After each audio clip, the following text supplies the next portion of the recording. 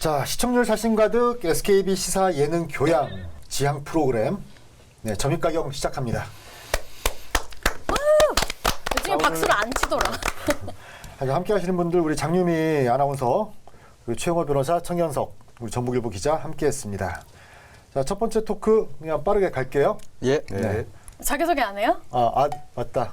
네. 어떻게 지내셨어요? 자, 누구죠? 자, 누구 먼저 해야죠? 우리 최영호 변호사. 예, 가정은 다들 마저 가족과 함께 지내고 있습니다. 네. 예, 시사 담당 최영호입니다. 예. 그리고 우리 장유미 아나운서. 네, 안녕하세요. 장유입니다. 저 이제 예능을 담당하려고 합니다. 네. 미모 담당은 못하겠죠. 왜 차마. 못해요? 네. 그리고 네. 우리 청현석 기자. 네, 안녕하세요. 전 귀여움을 담당하라고 하셔서 막도록 하겠습니다. 네. 저 이제 아까 예능? 네, 예능. 이제 청현석 기자는 교양 쪽으로. 교양으로. 네. 예. 오늘 이제 이슈 토크가 이제 4가지거든요. 오늘도 이제 뭐 본능, 또 인증, 선택과 집중, 꼼수인데 첫 번째 이슈 토크부터 지나가도록 할게요. 자, 첫 번째 키워드. 자, 이 주제는 두 분이서 하셨는데 네, 누가 네. 먼저 하실 건가요? 제가 먼저 할까요? 네. 네. 본능 키워드 생각하니까 그냥 바로 떠오르는 게 본능적으로 떠오르는 게 원초적 본능 영화더라고요. 저만 그런 거 아니죠? 그렇죠. 네. 본능하면 원초적 본능이죠. 네, 저는 본 적이 없어가지고. 이게 아마 1992년? 되게 91년? 옛날 거네요. 30년 더 된. 그렇게 됐을 그 중학교 1학년, 2학년 때 나왔던 영화로 기억을 하는데 보셨어요? 저는 나중에 봤죠. 어른 돼서. 어른 돼서. 약간 원초적 본능 영화가 그 네. 당시에 가장 야한 영화라고 해서 이제 꼭 봐야 되는. 구해서 봐야 되는. 그래서 그걸 본 아이들과 못 본 아이들로 구분을 할 수 있었죠. 약간 이제 노는 아이들은 꼭 구해서 봤고 능력이 없고 이렇게 뒤에 있는 애들 못 봤고 저는 사실 봤을 텐데 내용은 기억이 하나도 안 나고 안 야했던 기억만 좀 나요. 생각보다. 네. 생각보다. 예. 네. 너무 기대를 크게 해서 그런 거지. 그러니까 그 스팟 지점들이 있단 말이에요. 그걸 이제 전체적인 스토리 라인을 생각하면서 가니까 안야했던 거지. 아니요. 이게 스팟 범죄 스릴러잖아요. 아니요. 스팟 부분이 적었어요, 되게. 그러니까 그러면 발질 당한 거죠. 네, 딱 그런가? 비디오로. 하여튼 비디오로 보셨어요? 그 부분이 되게 적었어요. 네, 제가 오늘 본능 중에서도 인간의 원초적 본능 중에서 생존 본능을 좀 꼽아봤습니다. 네. 생존 본능은요, 긴박한 상황에서 발현되는 힘 또는 우리를 살아가게 하는 힘이라고 말을 할 수 있는데요. 삶을 이끌어가게 하는 이 힘에 대해서 학자들은 다양하게 정의를 하고 있습니다. 네, 프로이트는 이 힘을 성 에너지로 보았고, 성? 네. 그리고 칼 융은 열등감으로 봤고요. 또 메슬로우는 욕구 이론으로 설명을 하고 있습니다. 그래서 각각 정의나 동기 양상은 다르지만 궁극적으로는 행동을 하게 하고 또 더 나아가서는 자아 실현을 이루게 해줍니다. 그러니까 그 욕망이라는 게 본능적으로 가지고 태어나긴 하지만 그걸 실현을 하는 것은 결국에 학습에 의해서 이루어진다 뭐 이런 이야기를 들은 바가 있거든요. 네. 그러니까 사람들마다 욕망의 그것은 본질적인 건 같지만 그게 얼만큼 발현되고 또 얼만큼 그것에 대한 그 실현하려고 하는 욕구가 있는지는 또 다르다 뭐 이런 이야기들도 했었는데 네. 그래서 그 실현되려는 욕구가 어떤 건지도 또 다른 것 같아요. 음. 저는 열등감으로는 실현이 안 돼요. 그렇죠. 네. 내가 좀 부족해서 그걸 해야지는 잘 안 돼요.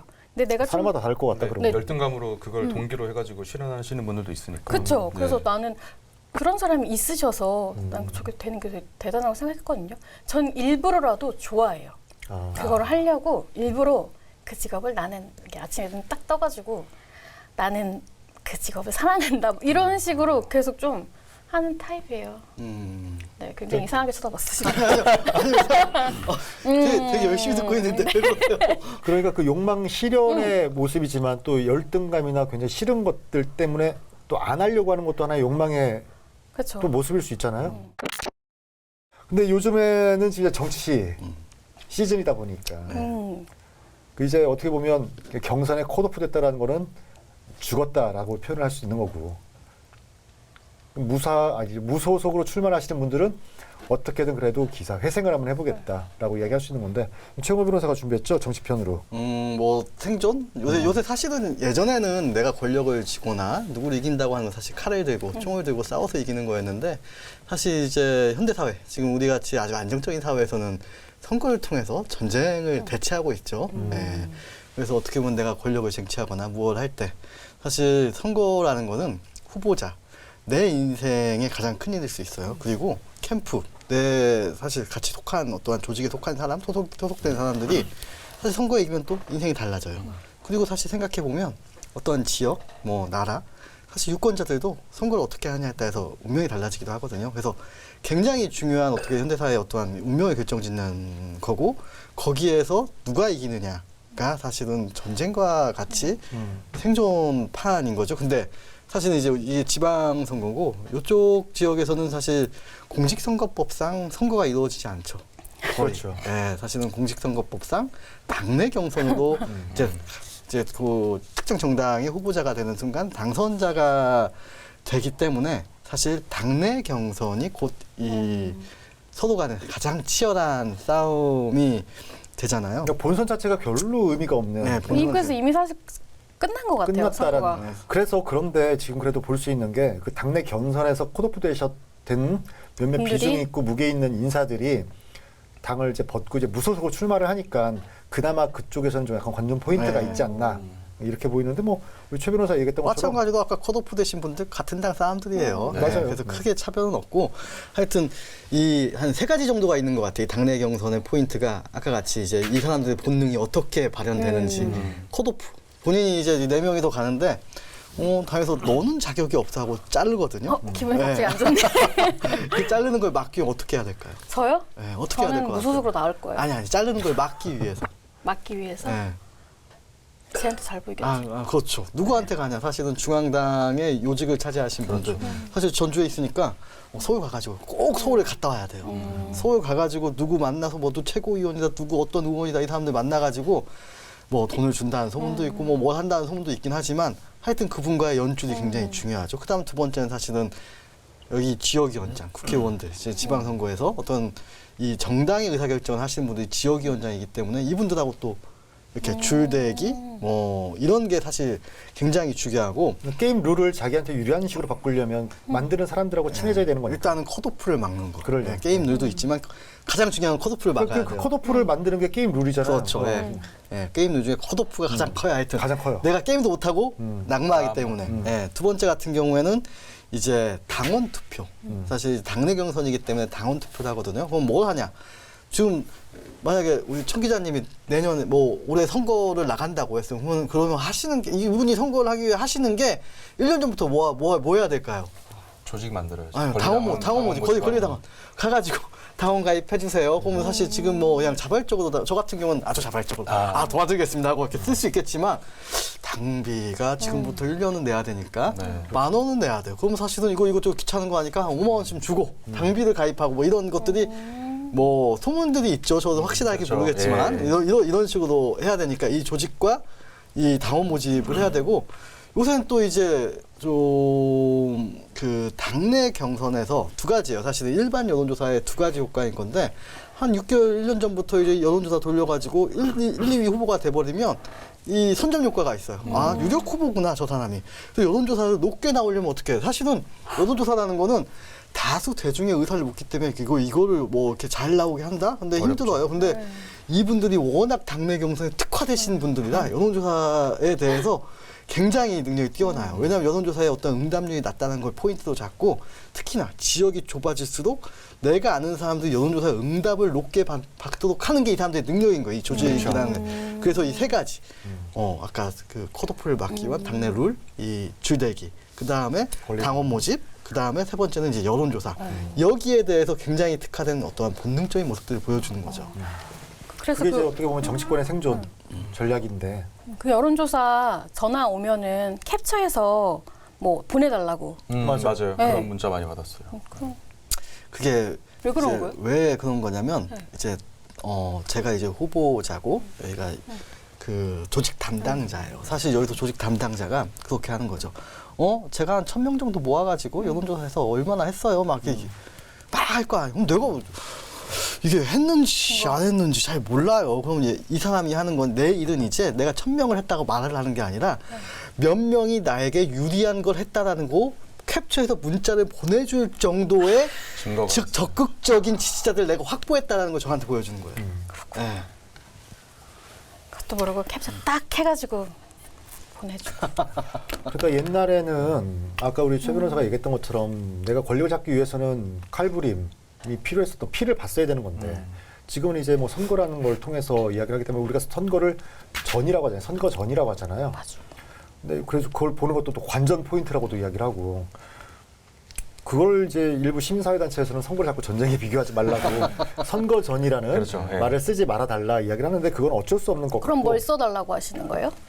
글쎄 그 선거전 말고? 용어를 좀 더 그냥 고민을 해야지. 선거로? 선거. 예, 전자 왜 붙이냐. 예. 그리고 우리가 뭐 출사표 뭐 이런 거 하지 마라, 뭐 하지 마라, 뭐 이렇게. 전쟁 하는 뭐 때문에. 예전 고대 사회와 중세 거치면서 사실 이제 현대 사회인데 무언가 비교를 하는 거잖아요. 그렇죠. 뭐 그렇게 꼭뭐 나쁠 나쁘다고 건 없다고 보이네. 보는데 너무 이제 튀는 것, 자극적인 거를 조금 지양하자 뭐 네. 그런 정도로 받아들일 수 있는 거고. 일단은 아까 얘기했던 것처럼 컷오프와 권리당원 그리고 이제 여론조사가 어떤 전략적인 부분이라면 또 이제 전술적인 부분들이 또 있을 거 아니겠습니까? 네거티브가 가장 또 맥히는 게 선거 아니겠어요? 맞아요. 그렇죠. 내가 아무리 잘했다, 뭘 했다, 뭐 그 광고 해봐야 맞다, 이게 나쁜 놈이다라고 이야기를 하는 게 가장 맥히는 게 또 인간 심리거든. 경쟁을 하다 보면 좀 밑바닥을 가장 많이 보여주게 되는 것 같아요. 이번에도 선거 과정에서도 이제 민주당 경선 과정이죠. 도지사 경선 과정에서도 이런 문제가 있었고 다른 기초단체장 경선 과정에서도 그런 문제가 있었는데 사람이 좀 끝까지 몰리다 보면은 상대를 아무리 뭐 중간에는 정책 선거 하자, 우리 같이 아름다운 경쟁하자 했지만 마지막에 가서는 비난을 하더라고요. 이번에도 당연히 그런 모습을 보여줬었고 또 이제 뭐 도지사 경선에서 그랬는데 김관영 후보 측에서 안호영 후보 측 그 뭐 고소 고발했었는데 고소고발했다가 바로 이제 취하는 취하했죠. 했지만 네. 뭐 그런 모습도 보여줬고요. 전주시장 후보 공천 과정에서는 선거 아까 말씀하셨다시피 그런 문제를 조직해서 갖다 주는 선거 브로커 문제가 불거지기도 해서 이제 수사 중이기도 하고 또 군산시장이나 익산시장 후보 같은 경우에는 문자 메시지가 엄청나게 오더라고요. 이게 비방하는 상대 비방하는 이름까지 적시해서 비방하는 메시지가 와가지고 지금 또 수사 중인 걸로 알고 있는데 이게 어떻게 보면 항상 기존 선거에서도 제기돼 왔던 구태 정치잖아요. 근데 이번 선거에도 마찬가지였다. 뭐 그런 그런데 이게 구태 정치를 없애자고 아무리 이야기를 해도 그건 없어지지는 않을 것이다. 이게 인간 본능하고도 연관이 되는 거예요. 그리고 그게 제일 쉬운 방법인 제일 것 같아요. 쉽고. 상대방을 이렇게 좀 무너지게 하는 제일 쉬운 방법이 근데 욕하는 거. 근데 좀 지켜보면 이제 네. 그 사실 잘 모르잖아. 판세 읽는 게 사실 되게 어려운데 그렇죠. 근데 가만 보면 먼저 욕하는 사람이 지고 있어요. 맞아요. 그거는 맞는 말이지. 다 그렇더라고요. 네, 먼저 욕하는 그래서 사람이 참잖아요. 욕 네. 먹는 사람은. 아니 참 참는 게 아니라 네. 욕을 해서 무리수를 들 필요가 없는 거죠. 네, 사실 허위 비방 이런 선거법 위반의 소지가 있기 때문에 무리수를 들 필요가 없는 거예요. 그래도 되게 그 욕먹는 후보자는 속 터지잖아요. 그렇죠. 네, 우리도 좀 대응 좀 해봐. 이렇게 추격자 입장에서는 네. 뭐라도 해서 반전의 그렇지. 포인트를 잡으려고 이렇게 하는 거고. 네. 그런데 그게 이제 허위 사실만 있는 건 아니고 이제 실제로 있는 경우들도 있어요. 근데 이걸 우리는 이제 뭐라고 포장을 하냐면 검증. 검증. 그 사람의 인물 검증이라고 이야기를 하는데, 그러니까 거기에 가짜 뉴스들이 굉장히 무서운 거라 실제 있었던 일과 또 대다수의 가짜 뉴스를 혼합해서 네. 유권자들한테 일부는 던지면 맞고 일부는 안 맞. 그거를 전체를 다 검증할 수가 없기 때문에 유권자들은 이제 그걸 믿고 가는 경우도 있고 아니면 이거 허위야. 이 사람이 지고 있으니까 지금 이렇게 하는 거야라고 그냥 가는 경우도 있겠지만 어차피 아까 이야기했던 것처럼 지는 사람 입장에서는 이거 하나의 전쟁이기 때문에 어떻게든 치고 올라가야 돼. 그거는 뭐 네거티브가 최고죠. 저는 네거티브는 안 없어지겠다. 적당히 사용을 하면 된다. 근데 이제 굳이 뭐 생각해보면 선거법을 위반했다 뭐 하고 되게 그 악질적이고 나쁜 사람이라고 볼 수 있는데 저는 사실 좀 그렇게 생각하지 않아요. 뭐 선거법 위반에서 사실은 금전적인 문제, 매표 행위 같은 경우에는 굉장히 나쁜 거고 여기는 근절해야 될 범죄가 많은데 선거법의 기본 원칙은 후보자 간의 형평이거든요. 똑같이 해라. 그 이상을 벗어나지 말라는 거나 게임의 룰을 정한 거예요. 그래서 사실은 그냥 축구 선수가 반칙한 거 정도로 생각하면 되고 이거에 대해서 과도하게 형사적인 제재를 가하는 게 맞는가 저는 기본적으로 그렇게 생각을 하고 있어요. 왜냐하면 말은 말로 풀고 예? 그 어떠한 이 정치는 정치로 풀어야 되는데 사실은 선거법이 과도하게 제어가 될 경우는 정치를 사법으로 푸는 게 되고 이 선거의 어떠한 종국적인 어떠한 키는 사실은 검사와 판사가 질 수가 있어요. 그래서 사실 조심해야 될 영역인데 지금 사실 우리 어떤 정치가 굉장히 정치의 사법화가 많이 돼 있어요. 맞아요. 저가 말을 저렇게? 그럼 딱 고소하고 가요. 쟤네 누구 저기 문자 저렇게 보내네? 고소하고 보고. 이런 식으로 되다 보니까 사실은 정치를 정치로 풀고 말을 말로 풀고 내가 만약에 저 사람이 뭘 잘못했다 저런 정책은 잘못됐고 내가 모르겠어요 바람을 안 폈는데 바람을 폈다고 하고 뭐 누구한테 돈을 안 줬는데 돈을 줬다고 범죄를 저질렀다고 하는 건 좀 별개의 문제인데 사실 단순히 정책의 문제고 뭐 또한 평가의 문제를 가지고 굉장히 많이 고소고발을 하거든요. 맞아요. 그런 문제들은 사실은 이 정치의 사법화에 크게 작용을 한다고 하고 우리가 정치가 좀 더 성숙을 하려면은 사실은 돈은 묵되 말은 굉장히 풀어줘야 돼요. 그래서 서로 간에 어떠한 말 그러니까 내가 만약에 당신이 뭘 잘못했고 이게 잘못됐다 뭐 검증일 수도 있고 어떤 평가일 수도 있는데 이런 부분에 대해서는 쟤는 정말 잘못 알고 있고 이런 잘못된 말을 하고 있다 해서 사실 대중들이 그 어떠한 그 사람들의 주장과 어떠한 내 말을 평가할 수 있게끔 놔둬야 되는 부분들이 있거든요. 근데 그런 과정은 되게 생략이 되는 것 같더라고. 그러면 저기 수사해 판결 받아봐 이렇게 되더라고요. 사실 귀찮으니까. 네, 좋은 건 아니에요 사실. 대응이 안 해요. 대응 안 하고 어떻게 하냐면 고소고발했다 이렇게 해요. 네, 사실관계에 대해서. 그러니까 우리가 축구 경기를 볼 때도 각 11명의 선수들이 어깨 싸움도 하고 잡기도 하고 한단 말이에요. 근데 아까 지금 최영호 변호사가 얘기했던 것처럼 그것들을 모두 심판이 휘슬을 불 때마다 그러면 그 경기는 중단되잖아. 그렇죠. 그럼 그 자체가 재미가 없어지는 거고 축구 그 경기 자체가 축구는 심판이 결정하게 되는 거죠. 그렇죠. 축구의 승리는 그 말이 지금 아까 정치의 사법화를 설명해 준다라고 이야기를 하면서 일 수 있는 것 같고 그렇다고 가가지고 막 그냥 발로 차고 그러면 저거 시키잖아요. 해야겠지만. 퇴장시키잖아. 네, 그런 경우를 제외하고는 아까 우리 최영호 변호사가 이야기했던 부분들도 한번 우리가 곱씹어봐야 될 부분이 아닌가 싶습니다. 네. 우리가 항상 했던 말들이 그런 말들이잖아요. 집 떠나면 고생한다고. 또 고향이라고 가지고 있는 고향이 가지고 있는 어떤 우리의 의미 굳이 고향으로 돌아가고 싶지 않은 사람들도 분명히 있을 건데 그래도 고향이 가지고 있는 어떤 푸근한 이미지는 있잖아요. 이거 관련해서 고향세를 여기다 또 연관을 지었는데 와우. 네. 자, 고향사랑 기부금 일명 고향세 우리 청경석 기자가 준비했죠? 예, 맞아요. 내년부터 1월부터 시행 예정인 제도인데요. 이제 자기가 거주하지 않는 지역을 좀 정해가지고 기부금을 내면 금액에 따라서 뭐 세액공제도 해주고 그 지자체에서는 답례품도 좀 받을 수 있는 제도입니다. 뭐 정치 후원금처럼 뭐 10만 원까지는 뭐 그대로 돌려받을 수도 있고요. 근데 이게 좀 의미가 되는 게 그 기부에 참여한 사람들은 이제 대부분 여기서 이제 고향세라고 하니까 이제 고향에다가 이제 기부를 하는 건데 뭐 세액공제, 답례품은 더 해가지고 내가 이 고향에 있진 않지만 내가 떠나온 이곳에서 하는 사업들 아니면 뭐 행정적 능력들에 조금 기여할 수 있다 이러는 좀 자부심도 좀 느낄 수 있게 하는 뭐 그런 제도인 것 같아요. 이게 아무래도 지방재정 자립도가 약한 그 시골이나 지역들을 위해서 일본에서 먼저 시행됐던 제도인데 어때요? 이 고향세를 낸다는 게 전 굉장히 부정적이에요. 부정적이죠? 네. 그러니까 눈에 써 있더라고요. 저도 봤어요. 봤죠? 말만 끝내봐.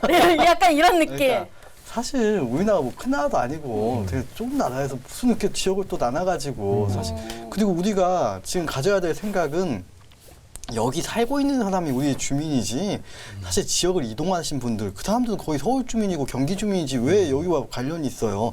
이게 사실 그거랑 그 태생이 전주라고 해서 뭐 저기 호남 출신 뭐 장관 임명했네. 그분은 여기랑 관련이 없는 분인데 왜 갑자기 또 뭐 엮어가지고 뭐 호남 출신 있네 없네 이런 논쟁이 있잖아요. 되게 무의미한 논쟁이에요. 지금 그리고 우리는 사실은 우리가 잘 살려면 이 지역의 한계를 계속 깨고 넓게 퍼져나가야 되는데 우리 지역 사람이 어딨나 이거 찾고 있어요 지금.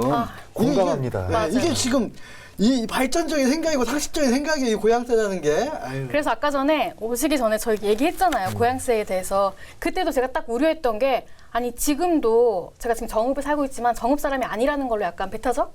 이게 미묘하게 있단 말이에요. 근데 만약에 고향세를 내가 내 그러면 이게 과연 그게 좋은 건가? 해결되는 건가? 근데 그랬더니 네가 낸 거 모르니까 괜찮을 거야라고 하셨어요.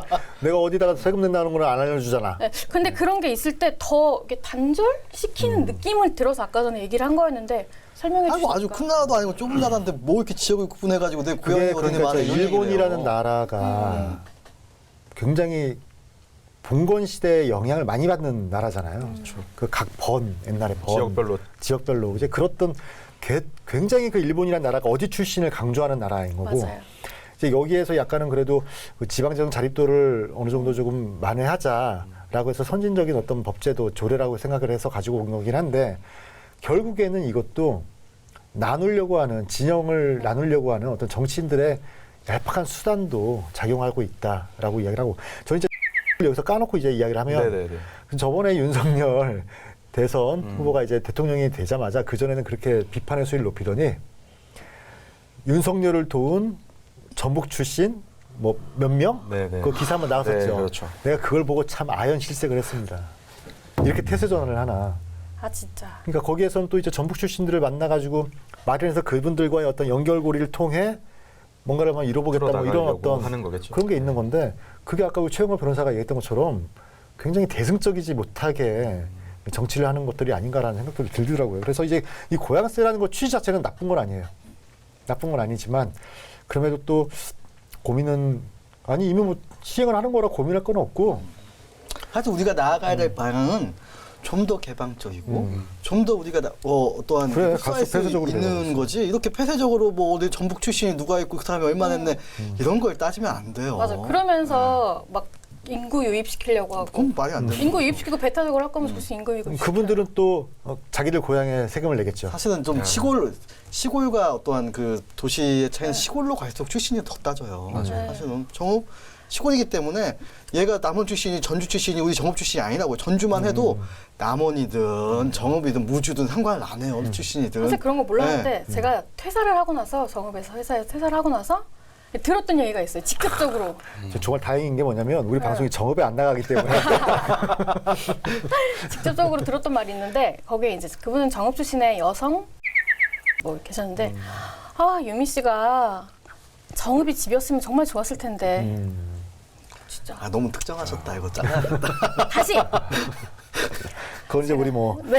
오늘 굉장히 자를 말이 많을 거라서 편집하는 씨가 좀 힘들 것 같긴 한데 그런 말을 듣고 아까 이 고향세 봤을 때 저는 저는 내고 싶어요 고향세는 왜냐면 부모님이 계시니까 내 고향에는 그냥 부모님이 계시니까 내고 싶은데 아 이게 과연 좋은 걸까 고향세라는 말이 고향세라는 걸로 벌써 또 나누는데 이런 생각이 들었어요. 자 그렇다면 일단 아주 잘 추진이 되고 있는 일본의 경우는 어떻죠? 일본 같은 경우는 2008년부터 시작을 했는데요. 네. 고향 납세제라고 하는 이제 이름으로 시작했는데 2020년 기준으로 좀 기부액이 6,725억 엔이라고 합니다. 우리나라 돈으로 바꾸면 한 7조가 조금 넘는 돈인데 네. 근데 그래도 문제는 좀 있어요. 어차피 이렇게 고향세를 통해 가지고 어쨌든 근본적으로 하려고 하는 거는 우리 지역으로의 인구 유입이나 뭐 네. 그런 것들을 꾀했을 텐데 그런 건 일본에서도 잘 이루어지진 않았다고 해요. 대신에 제3의 인구라고 말을 하던데 관계 인구라고 하죠. 다른 지역에는 우리 사람들 뭐 이런 그렇죠. 부분만. 그래서 이제 그 아이디어는 좋고 취지는 좋은데 그럼에도 불구하고 이제 경제적 효과는 조금 있을 것 같아요. 그 경제적 지역의 효과. 어떤 답례품이나 이런 것들을 네. 할 때에는 그렇죠. 아무래도 그 효과는 분명히 조금 있을 것 같고.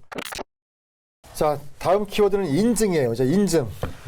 인증은 누가 준비했죠? 우리 천경석 기자. 네, 제가 했는데요. 네. 뭐 인증이라고 하면은 이제 사전적 의미로는 뭐 어떠한 문서나 행위 같은 게 뭐 정당한 절차로 이루어졌다고 공적 기관이 증명한다고 이렇게 맞아요. 되어 있더라고요. 진짜 실제로 인증이라고 하면은 막연하게 생각해도 좀 공적으로 증명해 주니까 신뢰성이 있고 이게 믿을만하다 이런 인식이 생기는 것 같은데 아무래도 이런 인증이라는 게 강조가 되는 곳은 그 기존에 불신이 컸던 불신이 분야 컸던 곳. 네. 그런 분야에서 좀 많이 인증이 강조되는 것 같은데 최근에 좀 눈여겨볼 만한 사례가 대기업들이 중고차 시장에 진출을 한다는 이야기가 있는데 뭐 결정은 됐어요. 내년부터 조금씩 추진이 되는데 소비자들은 되게 반기는 분위기더라고요. 그렇죠. 아무래도 중고차 시장에서 사기 당하는 경우 많죠. 저도 중고차를 샀었는데 할 말은 많지만 네, 하지 저는 않겠어. 약간 그 처음 이야기를 들었을 때는 환영하는 좀 쪽이었어요. 뭐 대기업, 현대, 뭐 기아 이런 쪽에서 인증을 해가지고 해주는 거면 뭐 금액이 좀 비싸도 사기당할 일은 없지 않을까 이런 생각이 먼저 들었거든요. 사실 차가 굉장히 전문적인 분야예요, 생각보다. 그쵸. 내가 그거에 대해서 공부를 많이 해야 돼요. 이렇게 뭐 키도수도 봐야 되고 또한 상태도 다 봐야 되고. 근데 그것도 많이 조작을 하잖아요. 그 조작은 사실은 사기이고 그쵸. 그건 범죄예요. 그 조작 아. 자체는. 그 조작 자체를 팔지 않아요. 제가 보니까 그 조작은 안 해요. 네, 근데 이제 이렇게 제가 봐도 시골에서 이렇게 전주에서 왔어요. 어수룩하잖아요. 그러면은 오 하면서 좋았어 하면서. 오 하면서 막 20만, 30만짜리 차를 네. 이 킬로미터를 이런 거를 막 이렇게 파니까 알고 보니까 한 1,000만 원짜리 차를 2천만 원에 제가 판 거예요. 제가 아는 사람이 소송 오신 분이 이렇게 당하고 오셨는데 아까 같이 조작하거나 뭐 사고 이러고 숨겼거나 이러면은 취소도 되고 돌려받을 수 있는데 그런 건 없어요. 사실 그냥 차 시가 1,000만 원짜리 2천만 원에 내가지고 산 거예요. 그러니까 이 사람은 사실은 거기 탈 수 있어요. 근데 오니까 이제 차 좀 아는 사람들 와서 보면 이제 막 놀릴 거 아니에요. 그쵸. 옆에서 거기서 가서 알아보죠. 네. 자기는 알아본다고 알아봐서 수코까지 가서 사왔는데 이런 일들이 사실은 많아요. 생각보다. 그러니까 많을 것 굉장히 신뢰 있고 괜찮으신 분들도 있겠지만 여기에 유입된 그 차를 파시는 분들 유입된 분들이 사실은 젊고 사실은 이거에 대해서 직업 윤리가 없으신 분들이 많다 보니까 딱 봐도 한 얘한테 500만 원 뜯을 수 있겠는데 이 견적만 내고 다니는 거죠. 그러니까 네. 견적 뽑는 분들은 대부분 그리고 이제 검달 출신들도 많고 그분들한테 전지. 앞에 가서 내가 아무리 똑똑하고 해도 말 못해요. 그런 그래요. 분들 앞에서 네. 이렇게 얘기하다 보면 휩쓸리게 말려요. 돼요. 네, 말려. 그래서 웬만하면은 이렇게 좀 위험한 분야는 본인을 믿지 말아야 돼요. 일단 본인을 믿으면 안 돼요, 사실. 우리 청 기자는 믿고 가서 저는 믿고 좋은 분께 샀습니다. 좋았어요. 네, 그래요? 잘 타고 있습니다. 할 차 말 지금 많다면서요. 타고 계세요? 네. 지금 타고 있는데 저는 네. 군산에서 샀어요. 군산에서 샀는데 저는 믿을 만한 분한테 사가지고 걱정하지 마요. 우리 방송 군산에서도 안 나와. 그래서 아마 이제 이게 두 가지가 대립되는 거잖아요. 사실은 대기업의 영역 확장, 그다음에 뭐 아까 같이 골목상권 침입이라는 문제가 생기는 거고, 이제 기존의 사실 영세, 중소, 하던 분들이 영세 있으니까. 어떠한 중고 매매상들과의 큰 충돌이 나고 아마 대기업이 오면 많이 죽을 거예요. 사실 경쟁이 없는 업체는 다 죽고 할 텐데 우리가 사실 이걸 어떻게 그러니까 저는 무엇이 옳다 사실 거기서 결론을 내고 싶진 않은데 민심이에요 이게 사실. 많은 맞아요. 사람들 많은 소비자들. 그래서 제가 말씀드린 무엇이 게 뭐냐면 소비자 세인가를 또 사실 생각해 볼 수 그 있어요. 골목상권이라는 게 굉장히 지켜져야 될 소중한 부분이지만 거기에서 자기들이 지금까지 잃게 만들어 놓은 그 신뢰 그리고 거기에서 우리가 느꼈던 어떤 부분들을 상쇄하지 않으면서 그 인증이 된 어떤 기관이나 어떤 대기업이 들어오는 걸 무조건 막는 것도 그분들은 좀 생각을 다시 해봐야 될 부분들이 아닌가 이런 생각도 들더라고요. 그러니까 인증이라는 게 아무래도 그런 거고 또 요즘은 인증이라는 게 또 굉장히 또 다른 의미로도 쓰이죠.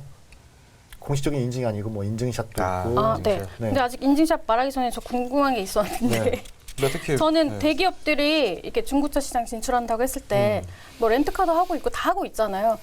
또 지역에다 하청을 주지 않을까 그런 생각은 해봤어요. 지역에 이미 있는 그 뭐 업체한테 우리한테 가입해 프랜차이즈 그렇게 하지 않을까라는 생각을 했어요. 그래도 어느 정도 인증이 되면 그러면 또 약간 비슷한 거 그 아닐까? 근데 목적이 가려지지 않을까? 생각보다 대기업하고 싸우는 건 생각보다 좀 쉬워요. 기사들도 쓰기도 좋고. 근데 이제 뭐 제가 뭐 중고 매매 당했는데 1,200만 원짜리 1,500만 원 팔고 뭐 어디 수리 잘 안 해주고 이러면은 기사 나오겠어요?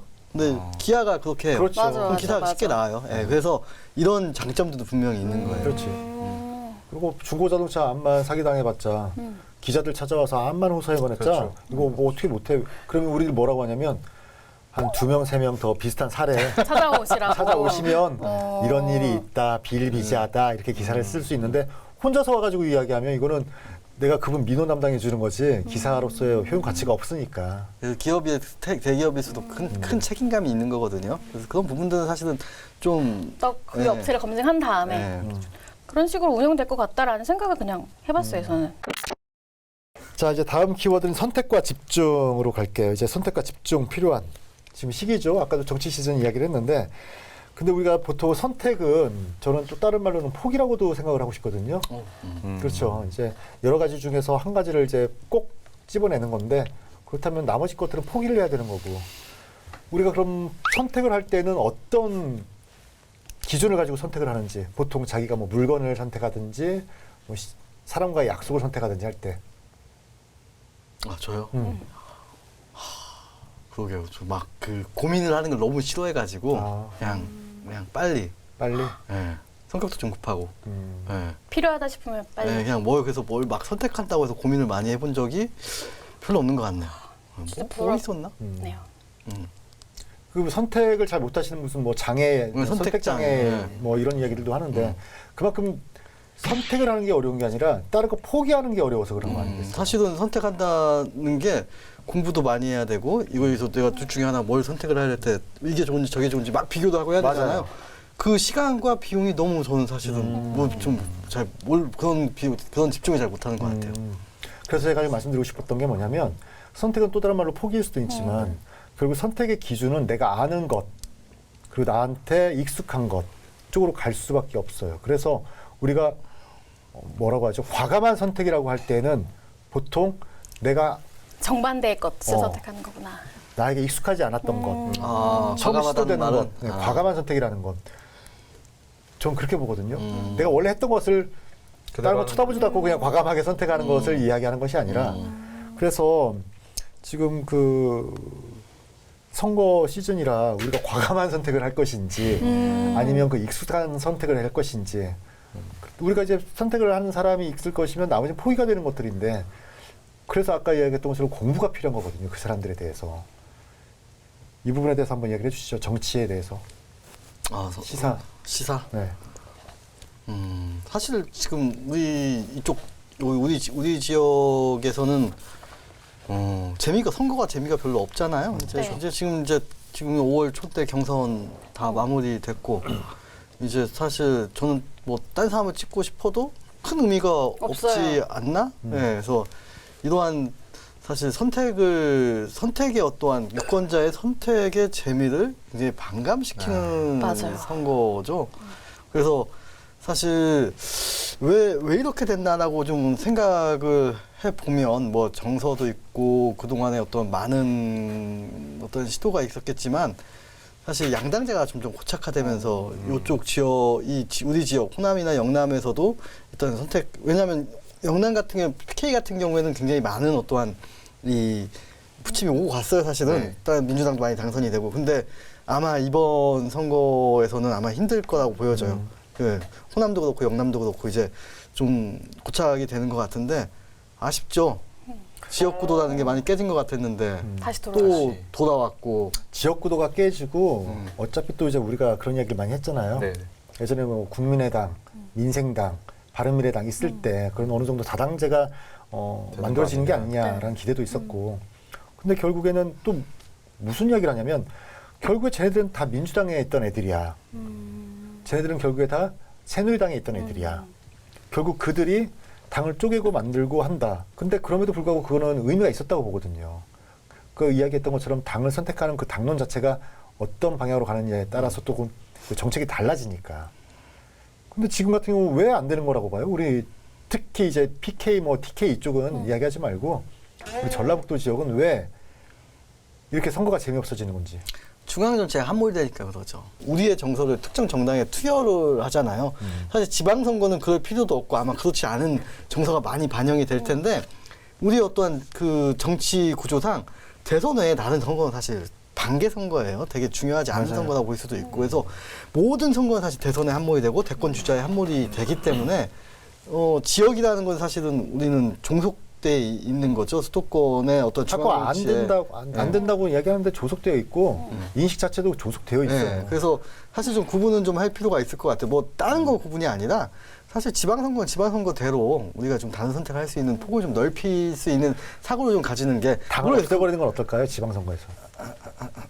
너무 이게 많이 논의가 돼 있죠. 사실은 기초 의원이나 기초 지자체장에서는 당을 공천제 폐지라는 맞아요. 얘기가 오래된 얘기가 나왔는데 그래도 또 다 하더라. 네. 그쪽 출신들. 좀 상충돼 있는 면이 좀 있는 것 같아요. 사실은 정당이란 게 사실은 그러면 정당 정치를 포기한다는 얘기도 될 수 있는 거거든요. 그래서 꼭 뭐가 옳은지는 잘 모르겠어요. 자, 이제 네 번째 키워드 꼼수입니다. 마지막. 이번 키워드는 우리 청경석 기자, 최용호 변호사 이제 준비를 하셨는데 청경석 기자가 시작할래요? 제가 먼저 네. 할까요? 그 꼼수 부리다가 망신당한 사례인데요. 네. 이게 뭐 정치랑도 좀 얽혀 있는 사례라서 가져와 봤습니다. 예, 좀 된 일이에요. 2019년에 전주 완주군 의회에서 있었던 일인데요. 그 지방의회 의정비라고 하는데 이제 그 원래 의정비 인상 관련해서 원래 의원들이 1991년에 이제 지방의회가 부활하고 나서부터는 원래 무보수 명예직이었어요. 네. 근데 2000년대 초반부터 돈을 받기 시작했는데 여기서 2019년 때 완주군 의회에서 의정비를 21.15% 이 정도를 올리려고 했는데 의원 여러분이 있으니까 이의가 없으므로 가결되었음을 선포합니다. 완주군 의회 의정비 인상 관련 일부 개정 조례안이 25일 본회의를 통과했습니다. 2019년도 인상률은 19.5%. 이 인상률을 적용하면 의원들은 기존 월 188만 7,840원에서 36만 원 정도를 더 받게 됩니다. 이후 2022년까지는 공무원 보수 인상률을 적용합니다. 완주군 의정비 심의회에서 결정한 금액 이내로 완주군 의 의원 후 월정 수당 및 여비의 지급 기준을 개정하려는 것으로 당초 완주군 의회는 21.15% 인상안을 논의하다 여론의 반대에 부딪혔습니다. 여론 수렴을 위해 열린 공청회에서는 주민들의 찬반 대립이 팽팽하게 맞섰습니다. 줄 건 주고 편하게 열심히 하게끔 힘을 이게 줬으면 좋겠습니다. 그러니까 봉사직입니다, 사실은. 그러니까 세비는 논리적으로 아니면은 합리적으로 근거에 맞게. 결국 군 의회는 지난 임시회 때 상임위를 통과한 인상안을 부결시켰고 재논의를 거쳐 이번 임시회에 통과시킨 것입니다. 시민사회단체는 즉각 반발했습니다. 참여자치 전북시민연대는 주민의 뜻을 무시한 처사라며 행정소송 등 법적 대응에 나서겠다고 밝혔습니다. 의회의 자치 역량도 의심스럽고 또 의원 개개인의 뻔뻔함이라고 해야 될까요?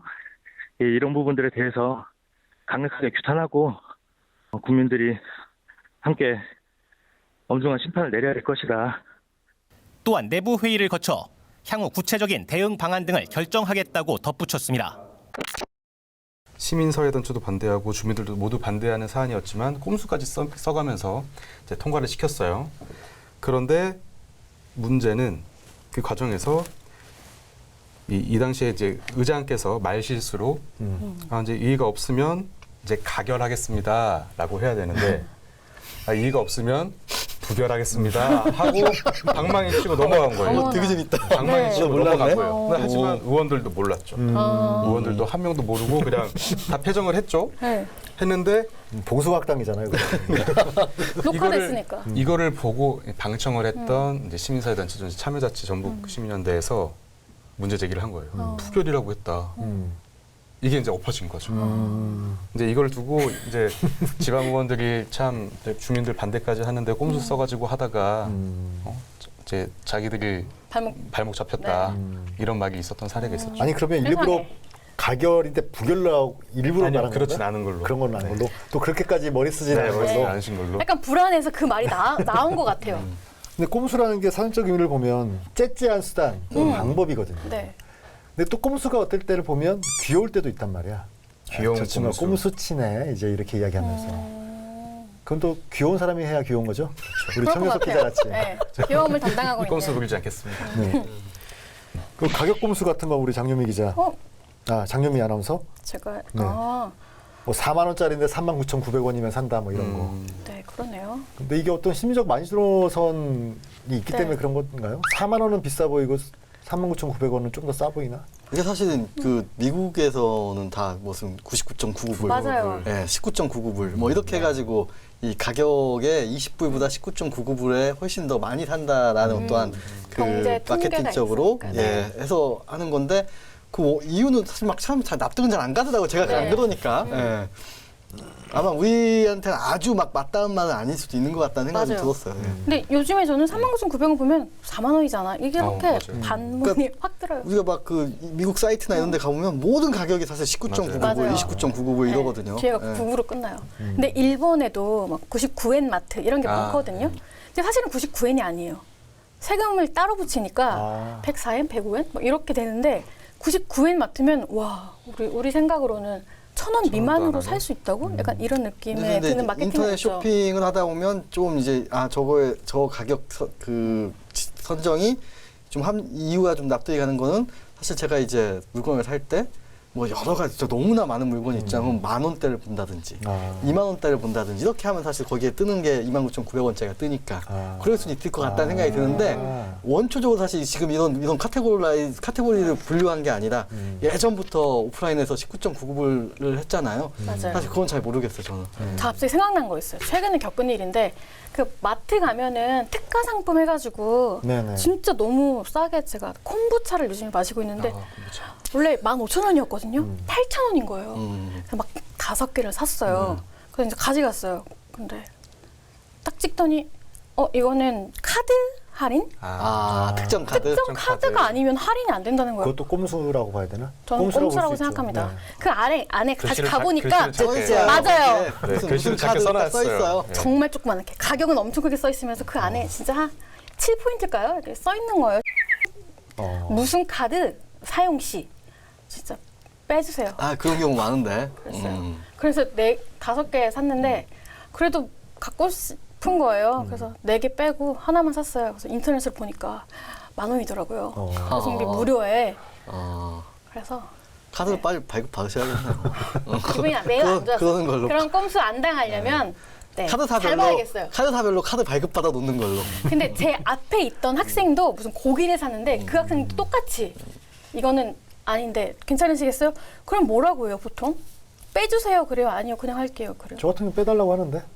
그 학생도 사실 빼주고 싶었을 텐데 약간 자존감이 낮은 친구들이 못 빼요 그거. 아니 약간 너무 어렸어요. 그래서 그냥 주세요 약간 이렇게. 근데 저도 좀 그랬던 것 같아요. 근데 그리고 그 가격 안 보면 그냥 넘어갈 수도 있는 거잖아요. 그냥 제대로 확인 안 했으면 그냥 찍힌 가격 그대로. 그렇죠. 근데 가격 보고 산 건데 네, 특가라고 써 있어가지고. 그런 꼼수가 또 부동산 시장에서도 있다면서요. 지금 이제 임대차 3법 시행 후에 이제 부동산 등록의 특정 보증금이나 특정 월세 차임이 특정 넘어가면 이제 신고를 해야 되거나 뭐 세금도 달라지는 거죠. 그러니까 월세는 동일하게 하고 관리비를 늘리는 거죠. 네. 근데 이게 전형적인 이제 어떤 편법행위고 꼼수인데 우리가 사실 입법 과정에서 이걸 되게 신경을 많이 써야 돼요. 목적이 정당하다고 결과가 바로 나오는 경우는 거의 없어요. 사실은 목적 외에 그 외에 다양한 방법도 있고 다양한 수단과 어떠한 피해가 나올지 예측을 하고 이 입법이 돼야 되는 건데 사실 임대차 3법이다 우리가 막 임차인 보호한다고 했는데 결국 임차인이 보호가 됐나요? 안 됐죠. 아니죠. 임대차 가격만 인상이 되고 이렇게 우리가 사실은 그전까지는 예측을 못했던 다른 방법들이 튀어나오게 되는 거잖아요. 그러니까 법을 알면서 굉장히 낯뜨거운 사람들이 돈을 버는 시스템이에요, 이 사회가. 그러니까 사실은 규제가 강화될수록 우리가 사회가 안정되고 뭐 이렇게 정의롭고 전혀 그렇지 않죠. 규제가 강화될수록 자 우리가 형사 처벌이 강화될수록 어떤 현상이 벌어지냐면은 이제 경찰들이 뭐 훔치면 사형이 돼. 그럼 경찰들이 뭐 조금 훔쳐도 잡겠어요? 잘 안 잡게 주저하게 돼요. 형사 처벌을 주저하게 돼요. 그러면 어떤 일이 벌어지면 얘는 되게 나쁜 놈이고 싫어하는 놈이야. 얘가 훔치면 잡죠. 네, 얘가 훔치면 자꾸 죽여야 되니까.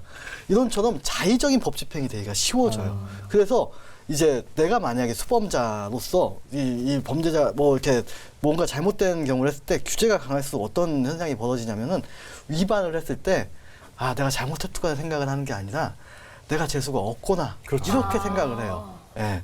그래서 이 규제가 강화질수록 이 어떠한 국가기관의 자의적 법 집행의 어떤 가능성은 열리게 되는 거고 두 번째는 꼼수가 늘어나게 되는 거예요. 다른 어떠한 이 편법과 이 다른 방향에 대해서 왜냐하면 기존에는 이 줄을 느슨하게 잡아놓으면 여기 넘으면 내가 강력하게 처벌할까 하면 안 넘게 돼요. 근데 주제를 이렇게 나눠놓으면 이 중간에서 계속 사람들이 있고 과감한 사람, 머리 좋은 사람들은 여기까지 가서 놀아도 안 잡히는 거 안 잡네?